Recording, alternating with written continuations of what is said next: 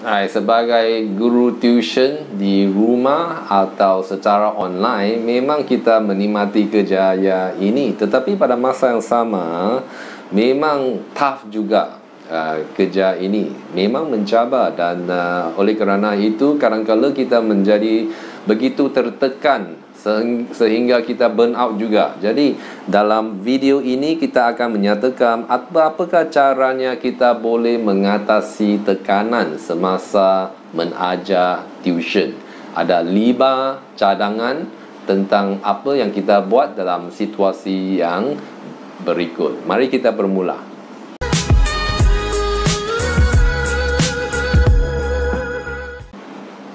Poin yang pertama yang menimbulkan tekanan semasa kita mengajar adalah apabila pelajar tidak menunjuk minat atau kurang minat atau motivasi semasa belajar. Memang kita boleh faham bahawa apabila murid itu berada di sekolah sepanjang hari, memang dia sangat letih dan kita nak mengajar mereka, kita sangat bersemangat. Tetapi apabila kita tengok muka murid itu, dia nak tidur pula.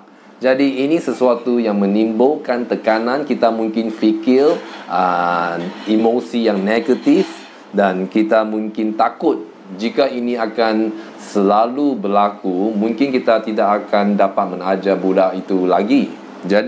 Jadi apa yang kita fikir adalah kita tidak boleh mengawal cara pemikiran pelajar itu. Tetapi apa yang kita boleh kawal ialah emosi kita, reaksi kita terhadap pelajar itu. Kita boleh memberi reaksi yang positif atau reaksi yang negatif.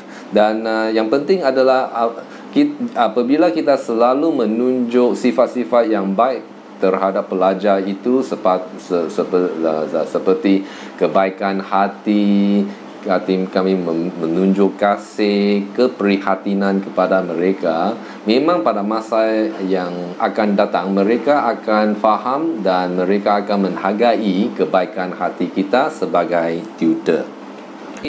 Cadangan adalah boleh kita relax semasa kelas itu sikit. Mungkin kita boleh mengambil masa rehat untuk relax, mungkin bercakap dengan mereka, dan mungkin ini akan melegakan hati mereka dan mereka akan menjadi lebih minat untuk belajar. Poin yang kedua adalah apabila kita lihat bahawa pelajar kita tidak membuat kemajuan, memang ini akan menimbul kerisauan atau kekhawatiran dalam kalangan kita. Dan mungkin kita sudah cuba semua trik di dalam buku, kita cuba sedaya upaya, tetapi masih tak ada progres. Apa yang kita buat? Adakah kita perlu berputus asa? Memang ini bukan jawapannya, kerana tanggungjawab kita sebagai guru tuition adalah untuk mengajar mereka. Kita tidak boleh mengawal cara fikiran atau tindakan mereka, tetapi kita boleh mengawal cara kita berfikir dan cara kita bertutur dengan mereka. Satu lagi poin adalah, adakah kita tidak lihat kemajuan yang mereka sedang buat? Mungkin mereka buat sedikit kemajuan. Kita perlu tahu tentang kemajuan yang mereka buat dan memberi rekomendasi kepada mereka atau pujian.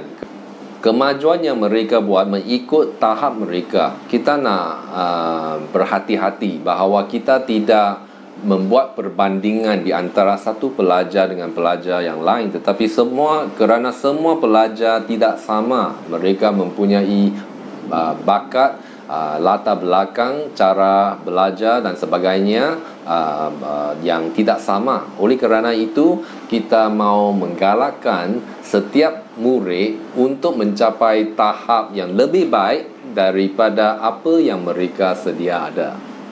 Saya ada satu video tentang membantu pelajar yang tidak membuat kemajuan. Saya akan sertai video ini di dalam description box di bawah.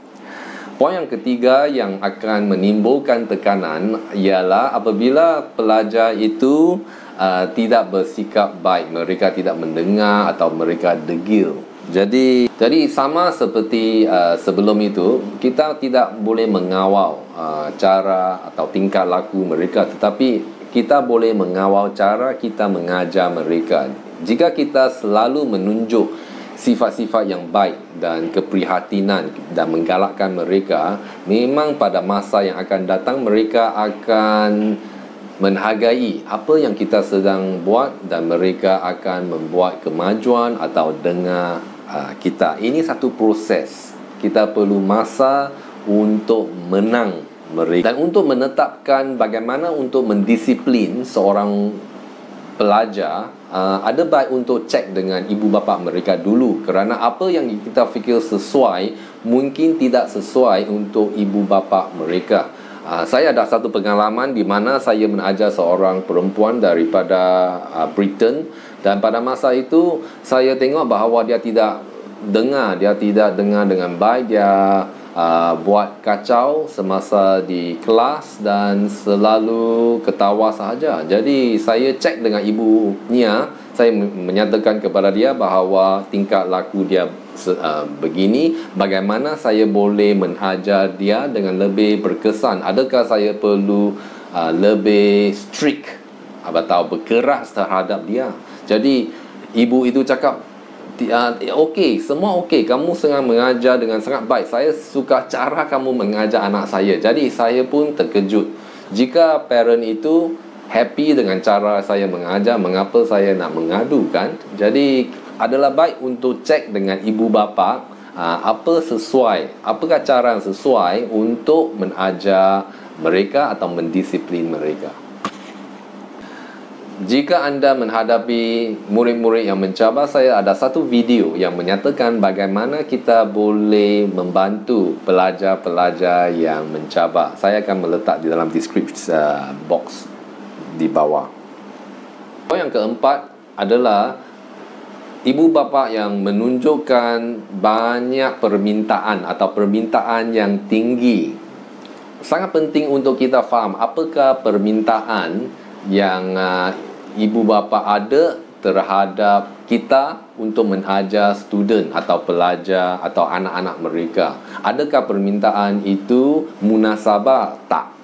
Dan pada masa yang sama, kita pasti bahawa kita tidak memberi jaminan kepada ibu bapa. Sebagai contoh, pelajar kamu, anak kamu tidak apa, sekarang dia C student, dalam masa 3 bulan saya akan buat dia dari C student ke A student. Kita nak pasti bahawa kita tidak memberi keyakinan atau jaminan atau garanti seperti ini, kerana ini akan menimbulkan tekanan kepada kita pada masa yang akan datang. Dan menurut tutorfu.co.uk, dia ada satu cadangan yang baik yang saya nak kongsi.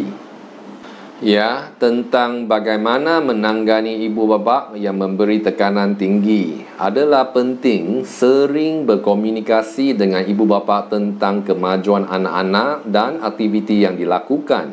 Ini akan membantu ibu bapa lebih mengawal pendidikan anak-anak. Kadangkala cadangan cara membantu anak mereka boleh diberikan kepada ibu bapa. Ini akan membantu ibu bapa mengurangkan kekhawatiran terhadap anak serta kurangkan tekanan ke atas anak mereka. Satu cadangan yang baik, kan?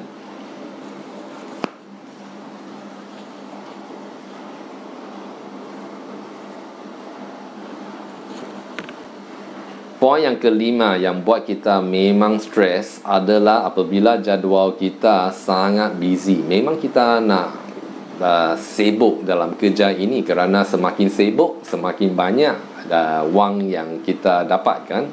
Jadi pada masa yang sama, jika kita tidak berhati-hati, jika jadual kita sangat busy, memang akan menimbulkan stres. Jadi apa yang boleh membantu untuk mengawal stres, tekanan kita, adalah penting untuk kita tidur dengan cukup. Kita perlu exercise, ya, dengan kerap. Jadi ini yang kedua. Yang ketiga adalah kita perlu makan dengan sihat, makanan yang sihat dan berkhasiat. Apabila kita buat ketiga-tiga ini secara seimbang, kita akan bekerja dengan berkesan walaupun kita ada jadual yang sibuk. Jadi harap kamu dapat manfaat daripada video ini, dan para tutor sila jawab soalan ini, bagaimana anda menangani tekanan semasa mengajar atau menjadi home atau online tutor. Jadi sila komen dan share di bawah. Saya nak dengar komen anda. Terima kasih dan jumpa lagi pada masa yang akan datang.